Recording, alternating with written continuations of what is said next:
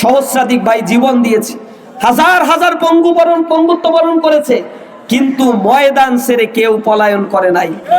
পালিয়েছে ওই গোষ্ঠী যারা অস্ত্র নিয়ে আমাদেরকে দমন করতে চেয়েছিল, লাঠির কাছে অস্ত্র পরাজিত হয়েছে।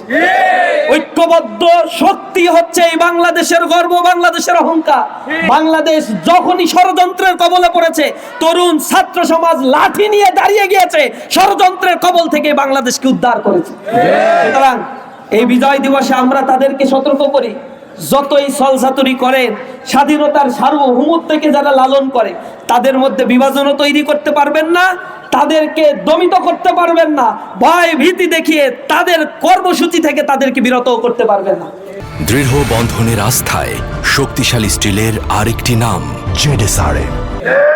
এক ওসমান হাদির রক্ত ঝরেছে, কিন্তু লক্ষ লক্ষ আবু সাঈদ আর ওসমান হাদি বাংলাদেশের টেকনাফ থেকে তেতুলিয়া, রূপসা থেকে পাথুরিয়া, তামাবিল থেকে বাংলা ভান পর্যন্ত তৈরি হয়ে গিয়েছে।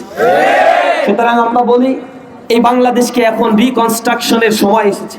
দীর্ঘ সময় ধরে লুটেরাজরা, বেনিয়ারা এই দেশের সম্পদগুলো লুটপাট করে বিদেশে তাদের স্বর্গরাজ্য তৈরি করেছে। ইসলামী ছাত্র শিবির ঢাকা কলেজকে স্বাগত জানায় এ ধরনের একটি আয়োজন করার জন্য।